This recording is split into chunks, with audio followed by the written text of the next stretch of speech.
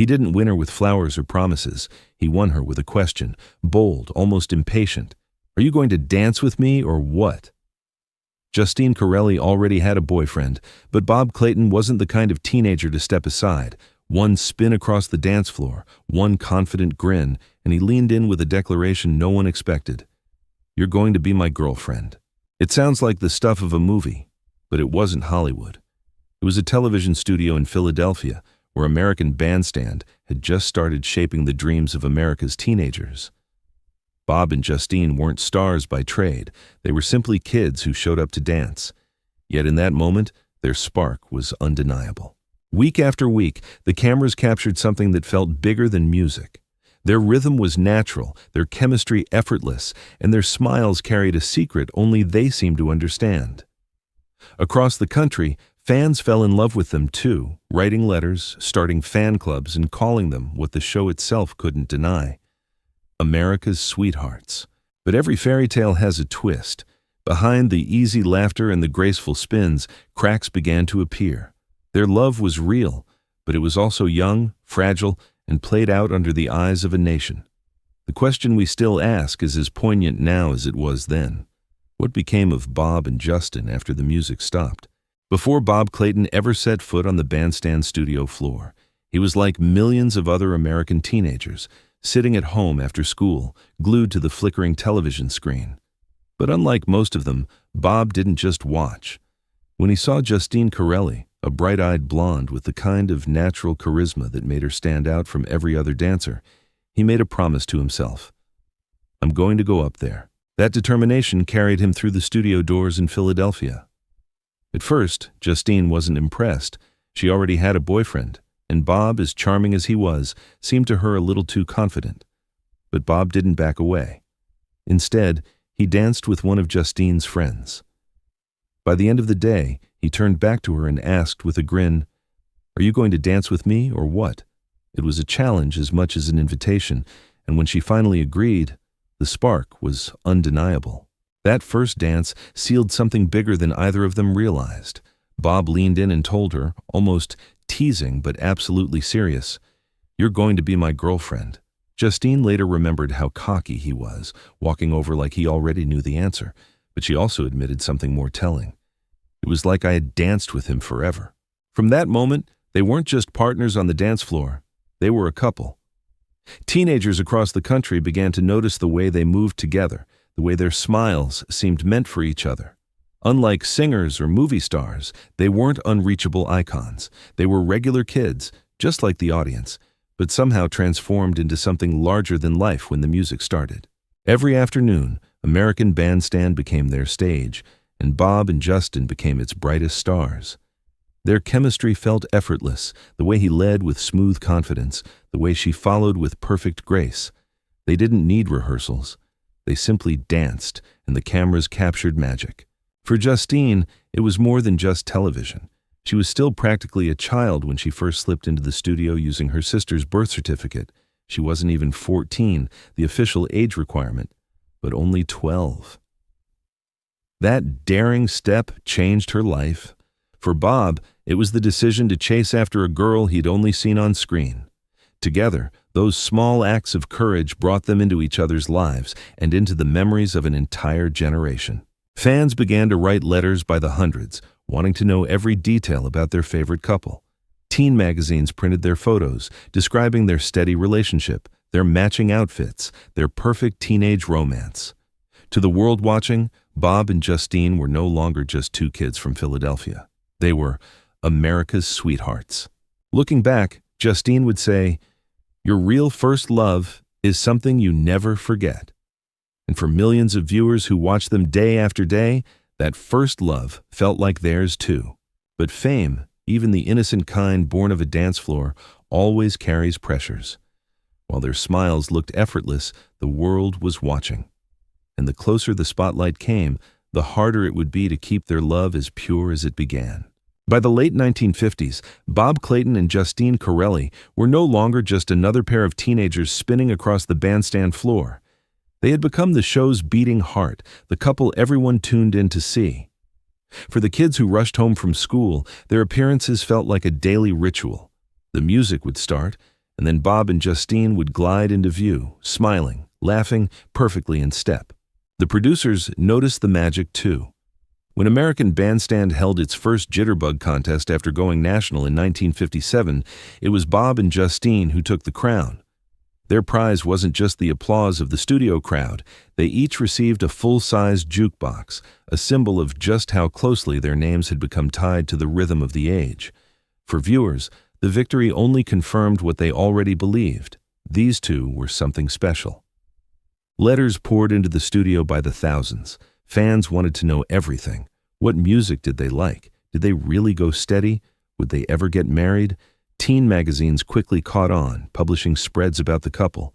Photographs of Bob in his polished suits and Justine with her radiant smile filled the pages of Teen and Photo Play. Readers across the country built fan clubs in their honor, declaring them the ideal boyfriend and girlfriend of the rock and roll generation. Dick Clark, the young host who would soon become a household name, loved to tease the pair on air. One day, he asked Justine if she collected anything. She mentioned her fondness for dolls. Weeks later, packages began to arrive from across America, hundreds of dolls sent by adoring fans who wanted to please her. When he asked Bob a similar question, Bob casually mentioned he liked cufflinks. Soon, envelopes stuffed with cufflinks made their way to Philadelphia. It was proof of their reach, proof that teenagers in far-off towns felt connected to them as if they were friends. For Bob and Justine themselves, the experience was heady and surreal. They were still just high school kids, navigating homework and family dinners, but every afternoon they stepped into a studio that turned them into national figures. Their dances, from the lively jitterbug to the slow ballads, carried an intimacy that felt real. Bob would later admit that during the slow dances, he would hold Justine close and kiss her gently on the neck. The cameras didn't always catch those moments, but the spark between them was impossible to miss. Justine later reflected on those years with a mix of wonder and nostalgia. There were other famous couples, but we seem to be the ones most remembered. Indeed, they became the embodiment of Bandstand's promise, that ordinary teenagers could step into the limelight and, for a moment, define what love and style meant for an entire generation. Yet, even as the applause grew louder, cracks were beginning to form. Fame magnified everything, the fun, the pressure, and the fragile nature of young love. And in time, what seemed so perfect on screen would face the harder truths of life off stage. For all the magic they created on the bandstand floor, Bob Clayton and Justine Carrelli were still just teenagers, vulnerable to the same doubts and temptations as any young couple. What the cameras captured looked effortless and eternal, but behind the lights, the pressures of adolescence and the constant attention began to chip away at their fairy tale image. Justine would later speak candidly about the heartbreak. Bob started to have a roaming eye, she recalled. I was just heartbroken. I said, "Hit the road, Jack."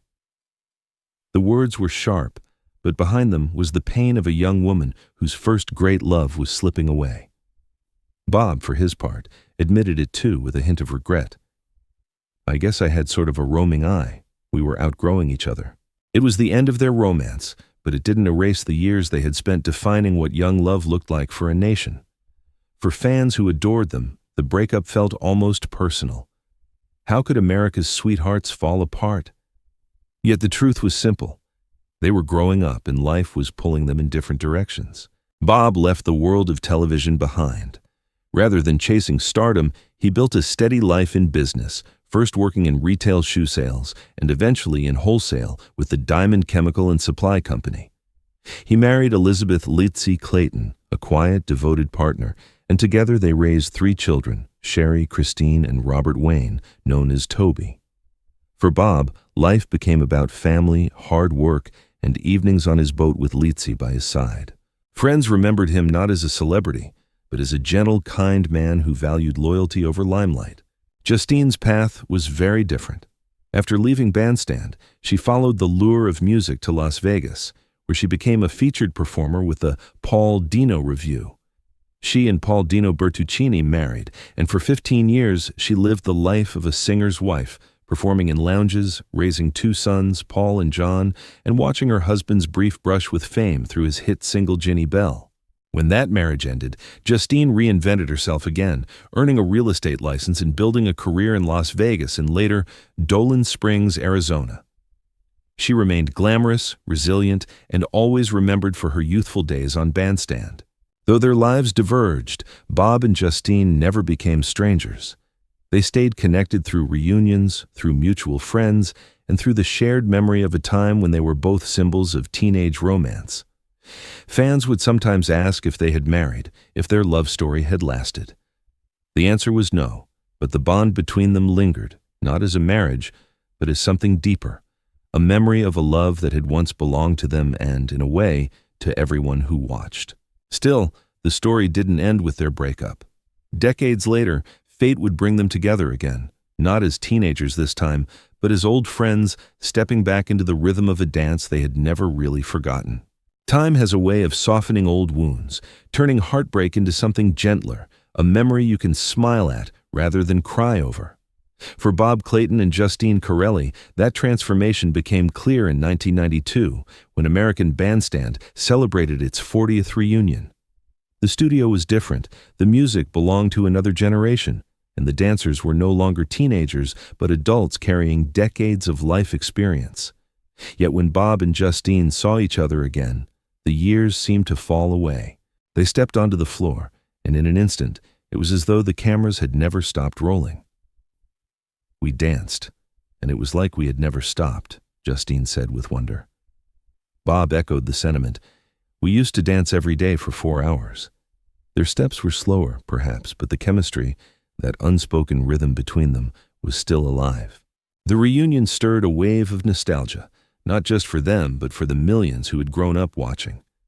Fans marveled at how natural it looked, as though their bodies remembered the moves even after decades apart. The slow dances, the jitterbug, all of it came flooding back. For Justine, the jitterbug would always be her favorite. For Bob, it was the slow dances when he could hold her close. Those details, once whispered as teenage secrets, now carried the weight of history. Over the years, their lives intertwined in quieter ways. Bob and his wife, Litzy, would sometimes meet with Justine and her second husband, Jim Miller. Photos captured the couples together, smiling, relaxed, enjoying afternoons on boats or evenings of laughter. The once romantic pair had become lifelong friends, bound by the shared experience of being America's sweethearts in an era that still defined them. Both often spoke fondly of Dick Clark, the man who had steered Bandstand to national fame. For Bob, Clark was more than a host, he was a mentor. It's a tragedy, Bob said after Clark's passing. I had made a date to take him to lunch when he turned 90 and I turned 80. He was a workaholic. He just loved it so much. For Justine, the loss was deeply personal. It's like I lost my big brother, she said. We were family for years. He always treated me special. We lost a brilliant man. He made a lot of stars. By the time the 1990s rolled around, the teenage magic of Bandstand was already part of American folklore. But seeing Bob and Justine together again gave fans one more gift, proof that the connection they had wasn't a trick of the camera. It was real, even if it had changed form. Their reunion didn't rekindle romance. It didn't need to. What it rekindled was something more enduring, respect, friendship, and a bond that belonged to both them and the millions who had once believed in their love story. As the music faded that night, the question that had followed them for decades, did they ever end up together, still lingered. The answer, however, was more complicated than yes or no. So, did Bob Clayton and Justine Carrelli end up together? The truth is no, not in the way fans once dreamed. Their teenage romance, so vivid under the lights of American Bandstand, did not last into adulthood.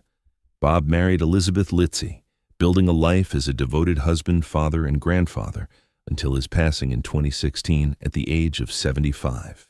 Justine followed her own path, first as a singer, then as a mother of 2 sons, later finding companionship again when she married Jim Miller in 2014. She passed away in 2023 at 79, leaving behind her family and the countless fans who never forgot her. But if the question is whether their love mattered, the answer is an undeniable yes. For a few precious years in the late 1950s, they embodied something bigger than themselves, the magic of first love, the thrill of music, the innocence of youth. They gave America not just dances to watch, but a romance to believe in.